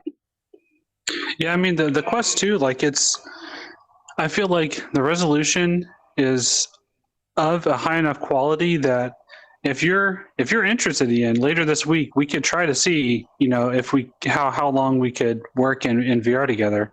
I don't know if you want to try that out in big screen or spatial or something like that, or I would be down. Immersed. We could try immersed. Yeah, I think immersed would be a real interesting test of that. Yeah, that would be a fun thing to try and write about. And I mean, it's been written about before. People have tried it. I know people that claim to work multiple hours a day in VR currently, but I've never had that desire really until the Quest 2, just because the resolution is great. It's a good fit. It's light. It's comfortable. I think it's finally reaching that point where I could see myself doing this, actually. Like on the screen here, if you're listening audio only, I'm sorry, but Immerse lets you have multiple windows and desktops open, floating screens around you, kind of similar to other apps that are out there, but this one is a very streamlined collaboration platform with multi-screen sharing, and it's on Quest, obviously, which is, a great thing. David, I'm seeing this question from Rory is right up your alley. Can you set the IPD in between the 2 and 3 setting? Yes, you can, because that's what I did, Rory. Mine's set in between 2 and 3, exactly in between. You just have to be. It takes some time, because whenever you move the little knob, it clicks very dramatically between the 3 notches. So you have to physically grab the edges of it to just barely nudge it in between the 2 numbers. But you can do that. There's no real reason that they don't let you do that officially, other than it's just nice to have it firmly in place. Obviously, I wear glasses, so if I were to put my headset on, if I bumped the lenses, maybe they would go left or right a little bit, and I would have to readjust it. But I've had mine in between 2 and 3 for 2 weeks now without any problems. So yeah, you can do that. I wonder if it wears out over time. Any comments on the new IPD adjustment, Kiro? I guess that is my comment. I've had it. It seems fine to me. It would be great if there was more range in the degrees that you can move it, but it's in terms of solutions, it's certainly better than the Rift S's digital adjustment. So have you felt any need to kind of play like Skyrim in VR via virtual desktop now that it's like this easy to get into VR? The way you phrase that makes it sound like I haven't done that yet, and obviously, I have. I don't know if you've touched Skyrim in Quest 2. Of course. I was sure. Yeah, of course. Was it up? That Were was you like on the one of the wagon first too, things or I did. you did the whole wagon ride? Yeah. If there is a device on the planet with a screen, I'm going to play Skyrim on it. All right. God Howard Lydia is going to give me that ability.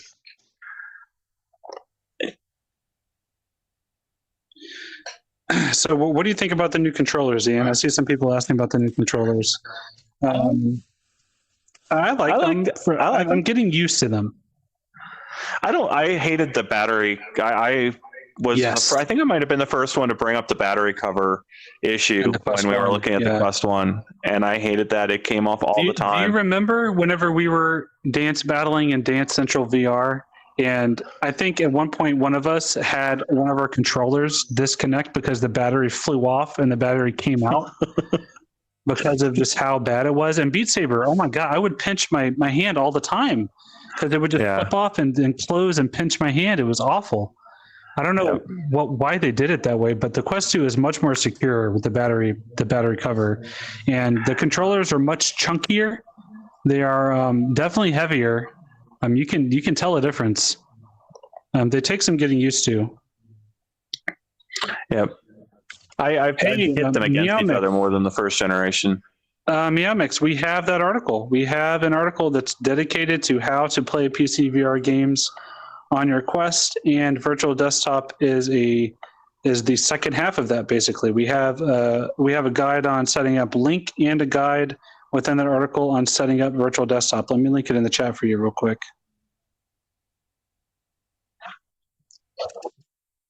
Stand by, unless Heaney's already linked it. Oh, Brett, you're my friend. I get to talk to you. Yep, Heaney already linked it. There you go. So Brett's question was, how does the Quest 2 handle slow internet, such as satellite internet? Does having poor internet with high latency just make it unplayable? Do not misunderstand that the Quest is a completely standalone device. You put it on your head and you could turn off the Wi-Fi and everything would work. You could play single player games.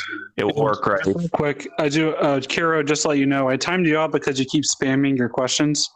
Just try to give us time to get to them. We're trying to answer all we can, but don't spam your question over and over and over. Yeah. So the slow internet question. I am on a LTE internet connection as we speak. So my internet, I live in the mountains, and the cable internet company ends the cable internet at my neighbor's house. And at some point, I haven't been able to, it's a myth that at some point the cable line might have run under the ground between my neighbor's house and my house. But after I moved here, I found out that cable isn't here. And I have spent 3 years now struggling against slow internet connections on every device I have. Now what I have is a dedicated 4G LTE modem that provides me this connection over the internet. I would say that you got to understand that the internet connection will only affect online play.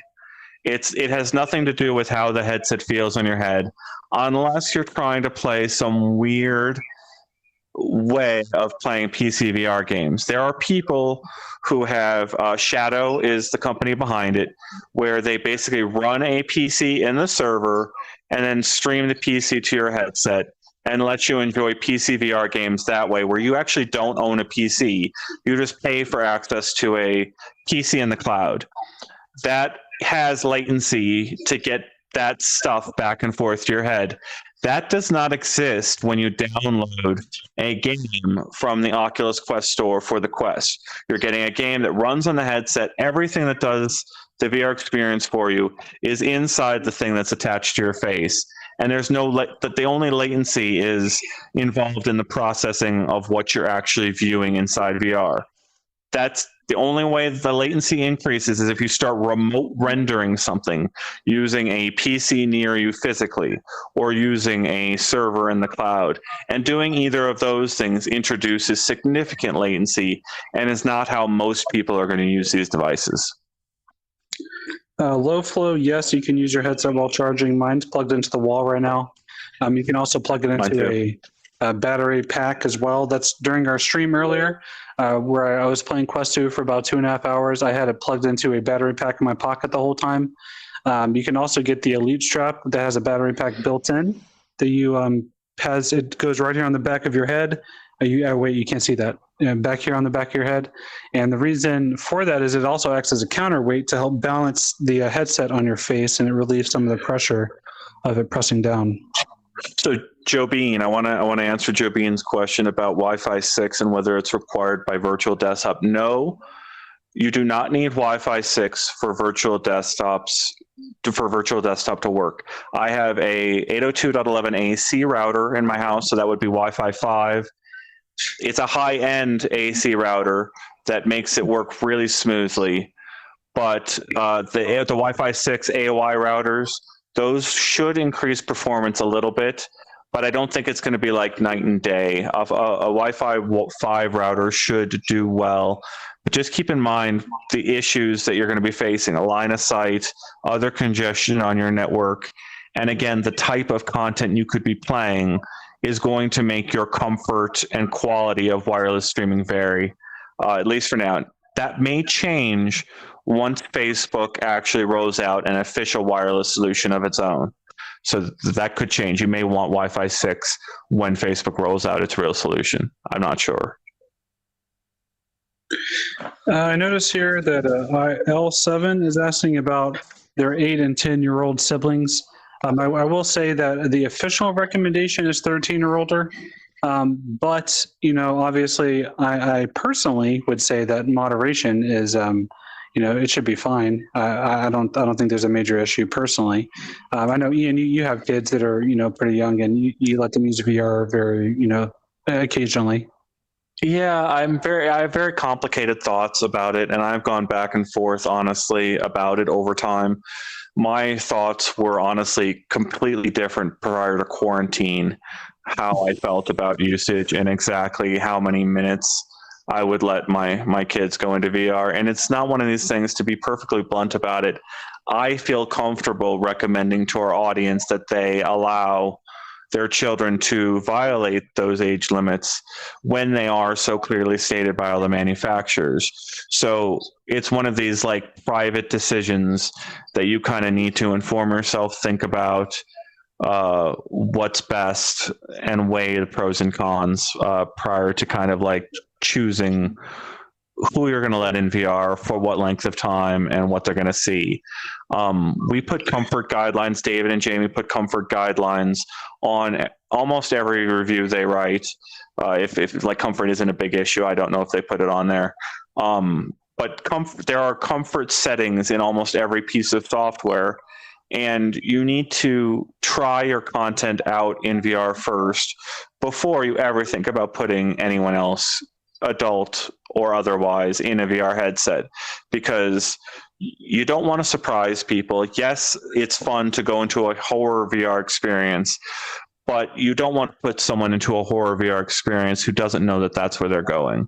And those are the types of things you need to think about when you're introducing everyone else to VR.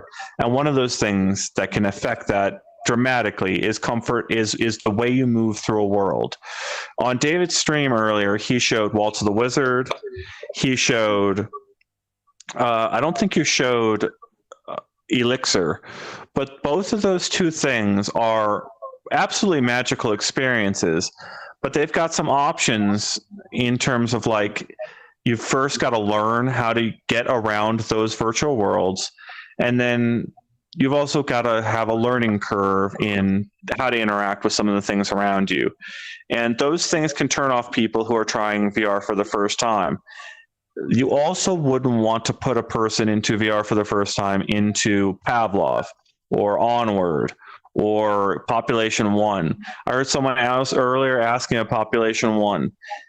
It is a mistake to buy a headset for a game like Population 1, unless you know your stomach can handle that type of movement style, maybe the game, maybe Population 1 is the exact game genre you love. But unless you've tried a modern VR headset on your head and with a game like Population 1, you don't know if they have all the comfort settings you need to make you not feel sick while playing that game. And you wouldn't ever want to put someone else into that without testing it on your own body first. I do want to go through a few questions real quick. Patrick, yes, sideloading works fine. It works just like it does on Quest 1. We have a guide at uploadvr.com that you can check out with details on how sideloading works and how to do it using Sidequest. Yes, sideloading works great. We are actually using our app that we're in right now is sideloaded onto our Quest 2s. So this is proof that sideloading works well. You just have to make sure you do the right steps to get it working. Kevin Meyer said he got stuck in a go-kart game. That sounds about right. Games like that with very fast movement are notorious for triggering motion sickness in people. PSVR Addict is asking if the tracking is better or worse. I would say it's the same, personally. I don't notice a significant difference either way. Would you agree with that, Ian?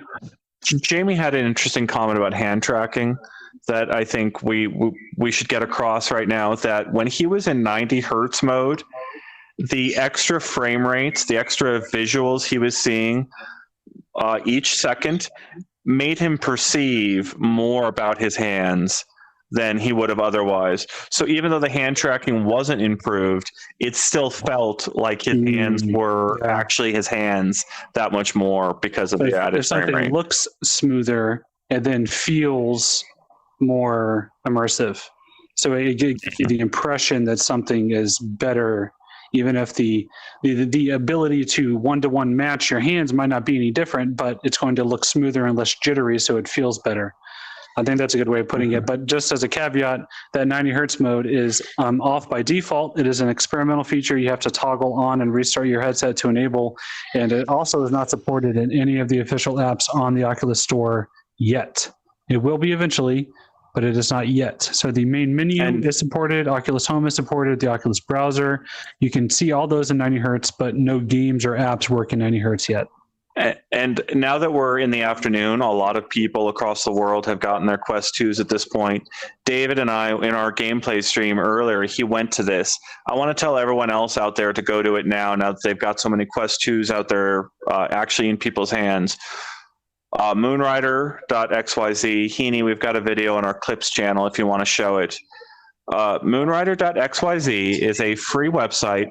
You can go to the Oculus browser in the sort of home menu area of the Quest, and then type in moonrider.xyz, not .com. Its extension is .xyz.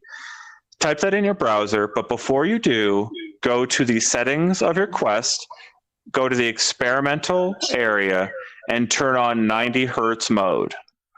So turn on 90 hertz mode, let your Quest reset, and then go to your Oculus browser and go to moonrider.xyz.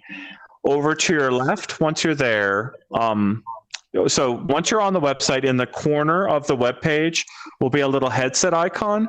You click on the headset icon, and then you're there. Then you're there inside of Moonrider, and it's a website that it's a world you can visit. On the left-hand side of your menu will be a menu where you can make it sabers, just like Beat Saber, or you can actually punch the notes. What you'll be seeing, if you do this right, you should be seeing a VR game at 90 hertz on your Oculus Quest 2, and all it was a website that you visited. It's a very impressive tech demo if you go and try this. A few other quick answers here. Yes, we're using Quest 2s, Conmai. We had some questions here from people asking about the mandatory Facebook requirement. It's my understanding that you do need to have a legitimate Facebook account linked to your headset, and I do believe that in the future they might require more proof of identity connections at some point. I think there's been some hints of that potentially. As of now, I know there are some people out there that have multiple Facebook accounts and they have their headset connected to their non-primary account. So I would just advise that if you do that, it's very risky to do that. I would say that if you want an Oculus headset, the cold hard truth of the matter is that you have to be okay with connecting your personal Facebook account to your headset. That's the path that they have taken, and they are pushing for what they claim is accountability online and things like Facebook Horizon. They want real identities connected to accounts. So, I mean, I have complex feelings about it. I think everyone does, especially you, Ian. I mean, it's I wish it weren't that way. I like the idea of having, being able to be who I want to be online and not have, my information tracked and, harvested. And I don't like that. But at the same time, in the era of the internet that we live in, I would kind of make an argument that regardless of the platform or software you use, there is a significant amount of personal information mining going on. So it sucks, but if you want an Oculus headset, that's just a pill that you're going to have to swallow. Yeah, I like the way you put it, and I don't know if there's too much to add. We are aware of the Facebook issue. We are on it. We are talking to people. We are in particular talking to the developers who are most affected by Facebook's policies. Facebook has worked for half a decade now for this moment. In my opinion, October 13th, 2020 is the date that Facebook has been working towards since they acquired Oculus in 2014. There's a path where you could watch Mark Zuckerberg, the CEO of Facebook, didn't even appear at the first Oculus Connect event. And I think he only came out very briefly at the second Oculus Connect event. And progressively, more and more and more, he's kind of put his fingerprint on everything that is coming out of the VR teams at Facebook. And the Quest, he came out and gave the world the name Quest. He's the one who told the world, we're going to build the Oculus Quest. And here we are a year later after the original Oculus Quest, or 2 years later, depending on when it was announced. And we've got a $300 headset that's an even better version of what they've been working towards. And Facebook is operating in this gray area where the other existing giants like Google and Apple don't necessarily see the market that Facebook is pursuing right now as big enough for them to be interested in. Meanwhile, Facebook sees it as the future of their entire business. The social connections everywhere people will need to make in the next couple of decades. Facebook wants to be the one enabling those more than any other company on earth. And they're willing to be aggressive as possible about it. And so I really think we've been seeing Facebook working towards this moment for a long time, and Mark Zuckerberg in particular, and Andrew Bosworth in particular, engineering this lead that Facebook has over the VR market. And we're seeing the first fruits of it with Quest, and it's getting more accelerated with Quest 2. And unless we've got a real competitor on the market soon that can do standalone and all-in-one and offer some of these other features that Facebook's pursuing in the very near future, we're going to have a monopoly. We could have a monopoly a couple of years down the road if we're not careful. I think that's a lot of what the concern is right now. So, I mean, if you can afford a non-Oculus headset and you don't mind a wire, more power to you. But there's a lot of people out there who cannot, and I have to think about those people. You know, just because you're buying an Oculus headset doesn't mean you sign away all your rights to Facebook to do everything to you. Let's also be clear here, that, and like a Vive Pro with index controllers and a wireless adapter is a viable PCVR platform. That's still something that's worth recommending. Or Index doesn't have wireless yet. But a Vive Pro does, and so that headset is still pretty capable, and I would say that Index controllers are essentially a must. I don't like the Vive controllers. I never have. So I think having something with an analog stick is pretty crucial, and the finger tracking of the index controllers is pretty great. But the caveat here is obviously that's extremely expensive. I mean, Vive headsets have always been very, very expensive, and then you throw on the Knuckles index controllers on top of that, plus the wireless adapter, plus the gaming PC. I mean, you're looking at well over $1,500 probably to get up and running, as opposed to $300, and then however much money you want to spend on software. That's the sky's the limit. I think that's the whole point of what the House and U.S. Congress is saying, right? Like, it's anti-competitive. They've attached their social media platform to their non-social media product in such a way that is not only beating the competition out of the market, but it's also instituting unnecessary and arguably and unethical regulations on their consumers. And so that's the core of the issue. And we'll have to wait and see how it plays out, because we reported, I think it was last week, on that complaint issued by the House in the United States. So we'll have to see how it plays out. There's not a whole lot of alternatives out there. It's crazy. It's crazy. Yeah. Quest 2 is it's top of the pile right now.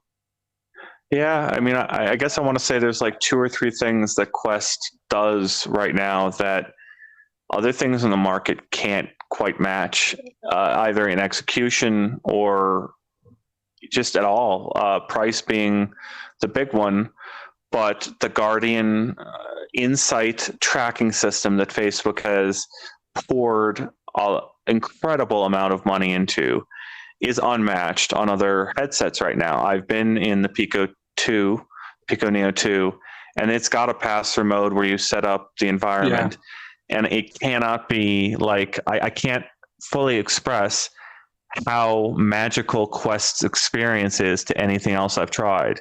It's just so easy to use, and it works right every time. And that's something that is going to take almost insurmountable engineering effort to match at other companies. And then the third, so that the Guardian Insight tracking system is just unmatchable. The price is almost unmatchable. And then you've got the content library that, again, is not being matched elsewhere. You can get a PCVR headset and get an incredible amount of things on Steam and Oculus, but I'm still going to start, I'm getting to this point where the value proposition of everything you can install on a standalone is, again, starting to outstrip what you can do with the PC solution. And all of that at such a low price, it's just unmatchable. And that's where you start thinking about competition and monopoly. And, Vive, it's like this complicated situation where it's almost like we're wondering whether we're giving Facebook a monopoly right now, right? Where it's like the exchange. Do we not get a robust VR market that developers actually get paid for their work without Facebook? Is Facebook the only one that is actually going to get more and more developers paid for their hard work? I think there's a serious case to be made that Facebook is, by and large, starting to pay more VR developers more money for their work. And I don't know that Steam is doing it at the same scale when you consider all the VR content on Steam. It's a very tricky thing that we need to sort of investigate and see.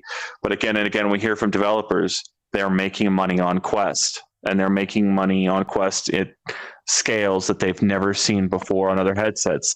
And it's kind of hard for us to say that's a bad thing. We got a good question here from Gozasan asking about using a single login on a Quest 1 and a Quest 2 simultaneously. So you can be logged in at the same time. And it's my understanding, and from my experience, that you can launch and play 2 separate things at the same time. But if you want to play the same content at the same time, multiplayer, it's a bit of a gray area. On Reddit, we've seen some reports from people that they've gotten it to work with a handful of games, but across the board, it's not a supported feature. I would say for the most part, you're probably going to need a separate account.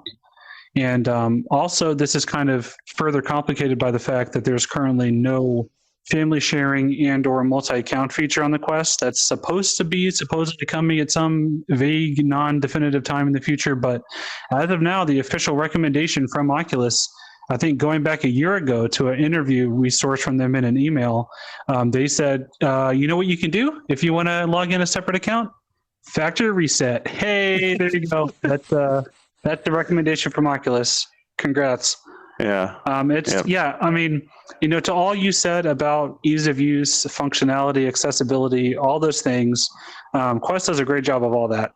However, it is still missing in a lot of key areas. I think multiple accounts is one of them. Family sharing is one of them. No gift cards is one of them. No ability to gift software to people is one of them. I would say that it's still missing a lot in the social functionality. Everything is so spread out now. I think earlier in the stream I mentioned I really want like a hub experience. Like my Oculus Home, my Cyber City apartment is cool, but it's functionally useless. I would like to be able to have friends come over and we can launch games together at the same time, like you can in Oculus Home on Rift or like you could in Rooms on Go. Those features, that functionality is still not there for Quest. And I mean, there's a lot of things missing that I hope get ironed out. Yep.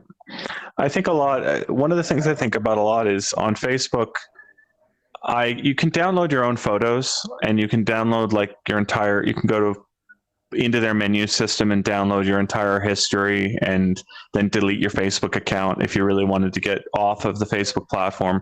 But there's certain things like downloading videos individually that I've never been able to figure out how to use Facebook's interface in order to do.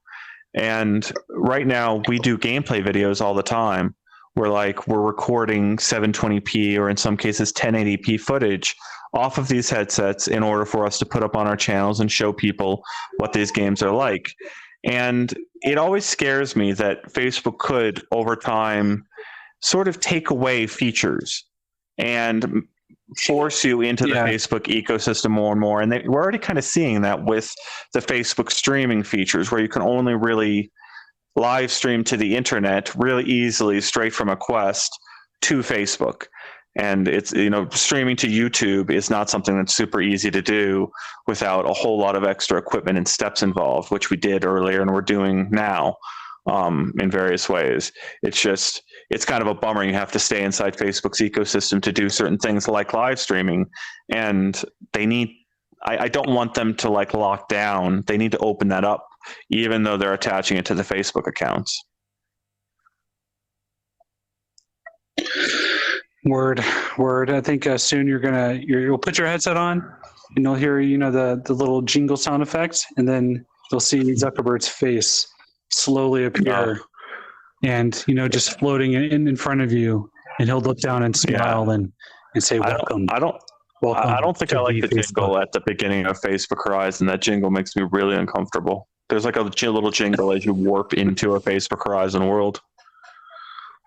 There's a lot of people in chat mentioned the possibility. Did you think, Facebook Horizon, is that going to become the new Oculus Home? Like you turn on your headset and you're in Facebook. Maybe you see a 3D photo of what Kyle had for dinner, and then you get ported into the plaza.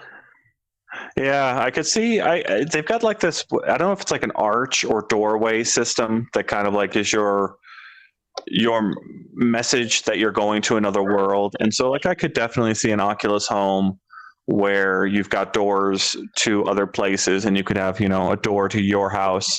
And I love the idea. I've been thinking about the mechanics of this, of how this will actually look in the future. But it's fun to kind of imagine walking up to a door in my virtual home and going like this with my fist against your door, and your headset in your house makes a little knock knock sound. Like I've literally knocked on your headset in your house. That would be neat. It kind of reminds me. And then we could go to Horizon and do whatever.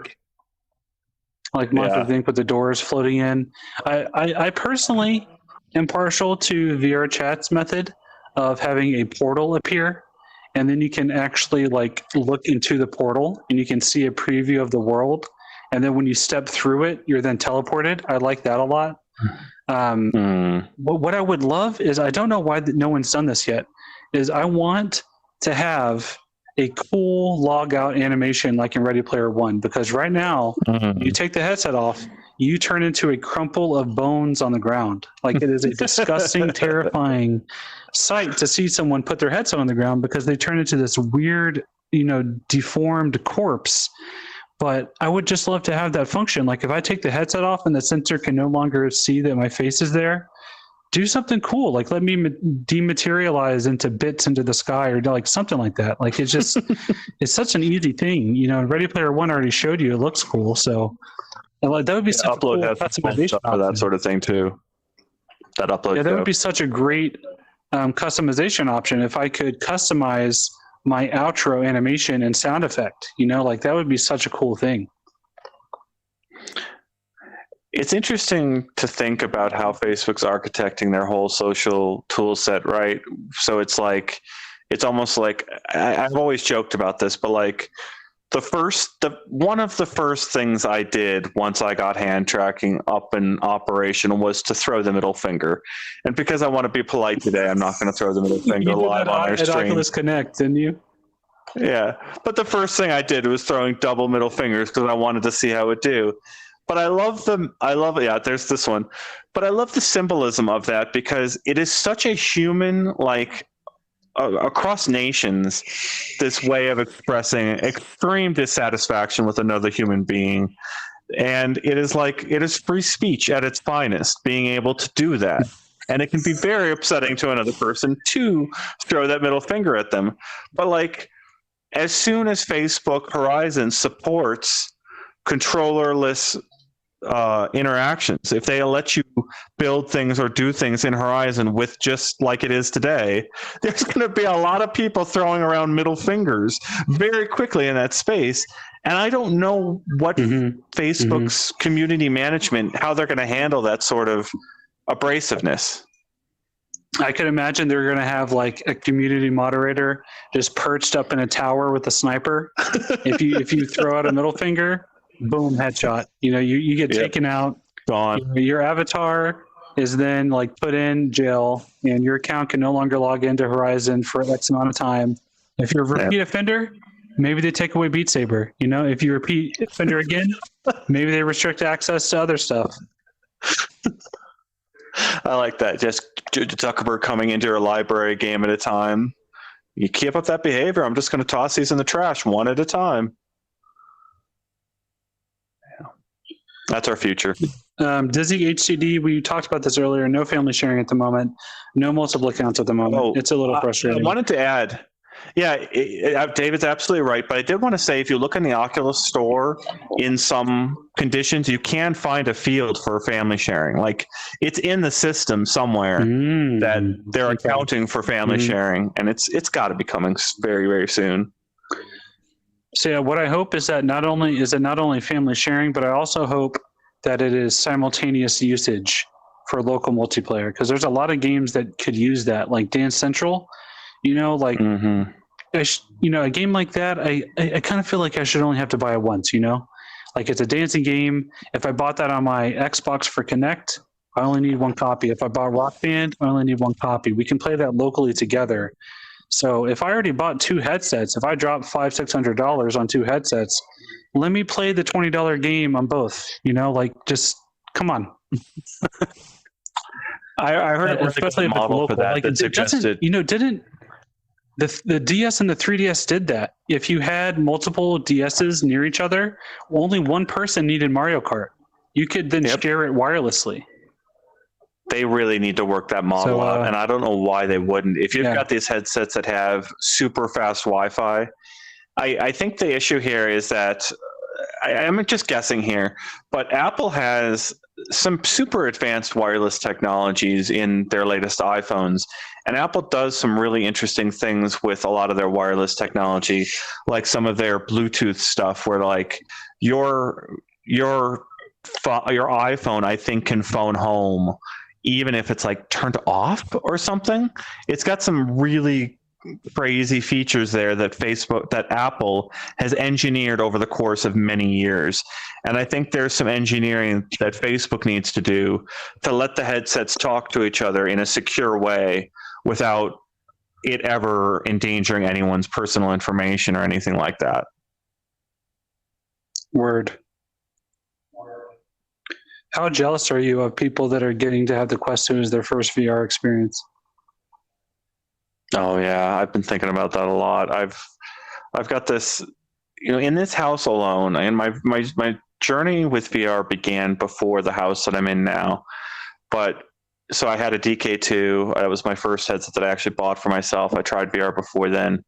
And, the DK2, you put a camera over here above, on your monitor, and you can only lean this much and it works. And then you moved on to the Rift CV1, and you have to set up 3 cameras around you. And then the USB disconnect sound comes and haunts you in your dreams. And then you've got the Vive, which is amazing. And you've got these space stations that hum sometimes in the corner of your room. Just every step has been... it's hard. Our jobs have been to go into VR, and it's like, can you imagine the frustration if every time you have to go do your job, you've got to deal with a different tech support issue? And that's literally been like our reality for 4 years, is just half of our day is on tech support. And it's incredibly frustrating to like, do I really want to go into VR and risk a half hour of my time just to have this thing not work? And so like I am supremely jealous of the people that have this experience that isn't going to go wonky up. Yeah.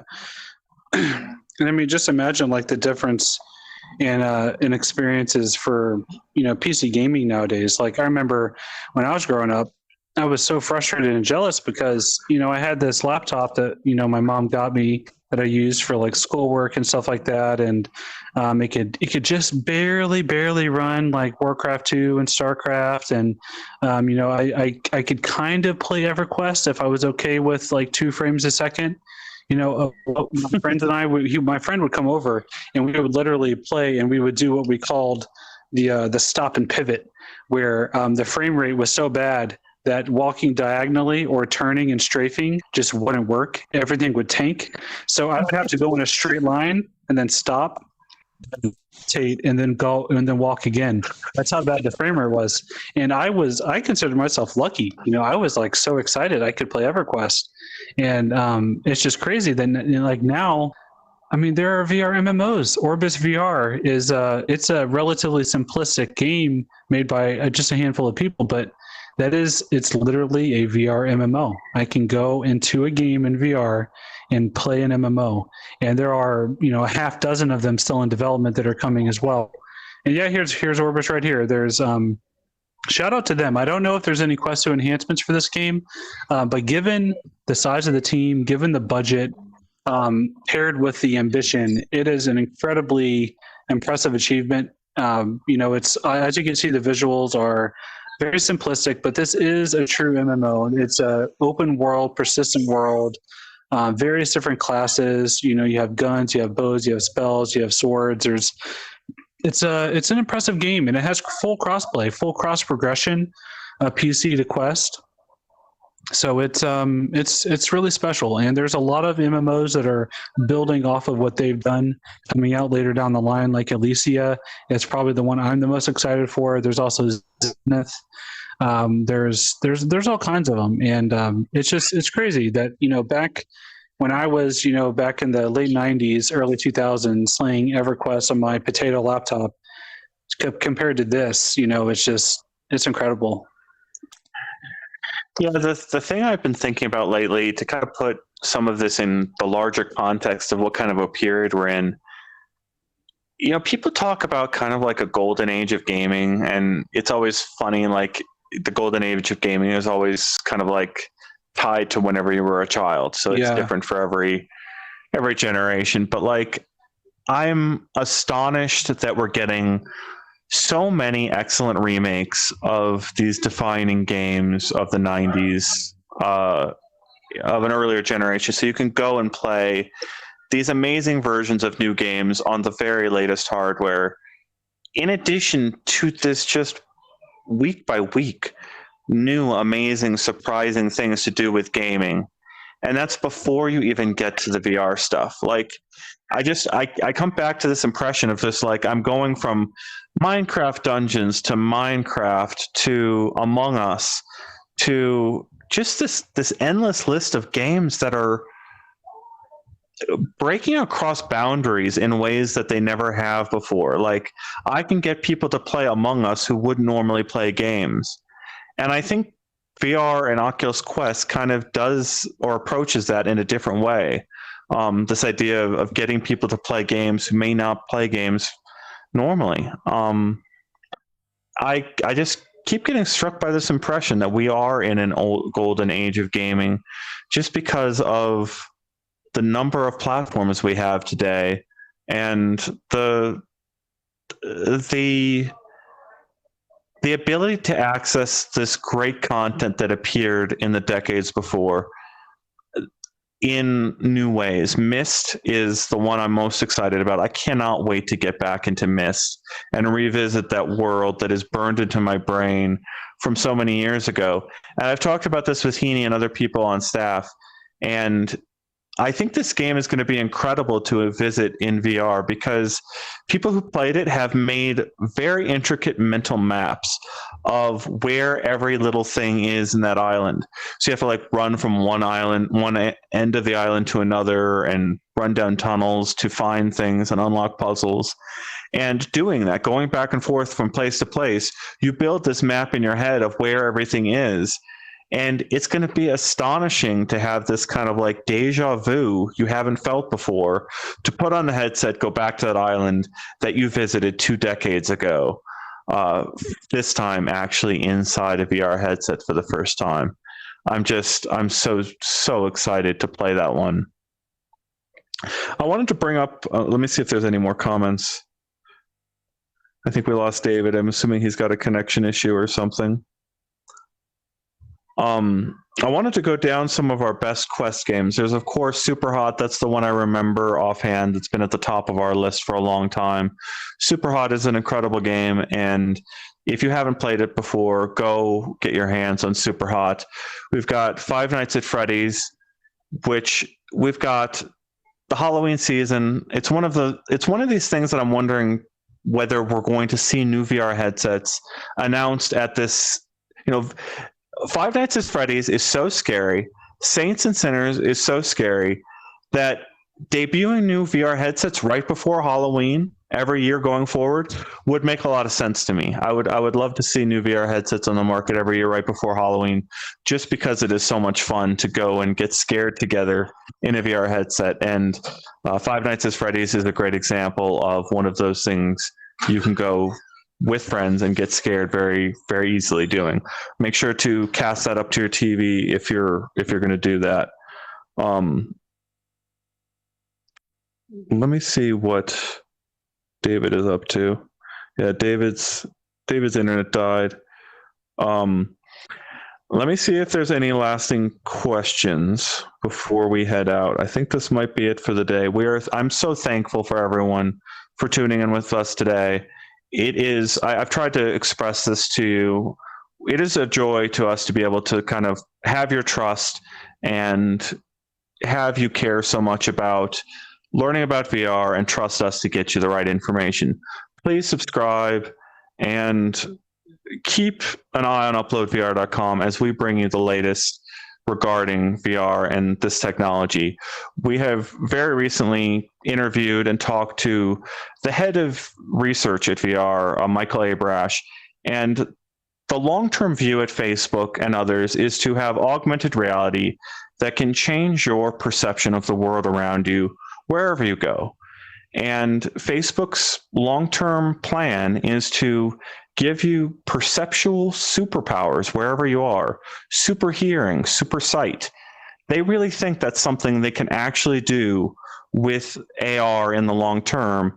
And the VR headsets we have today are stepping stones to that long-term vision of being able to give you superpowers. But with those superpowers are going to come lots of questions that we have to answer. One of the things Facebook has talked about is being able to go to a crowded restaurant and only hear the person across from you at the dinner table instead of hearing all the ambient noise distracting you. Maybe wear something in your ears that only focuses you on what you hear nearby. Well, the same technology that allows that could magnify the sounds of something across the room that you wouldn't normally be able to hear. And so there would be people who would imagine that they've got privacy, but actually don't, because people nearby them have augmented super hearing. And truly, long term, 10 years out, Facebook sees this as the end goal of the headsets that we're wearing today. And that's going to require us to be always asking the right questions, pushing for true information, and making sure that you, our audience, know what you're doing when you buy into this technology. And I'm so thankful for you to visit with us today. And let me see if there's any last questions before we head off.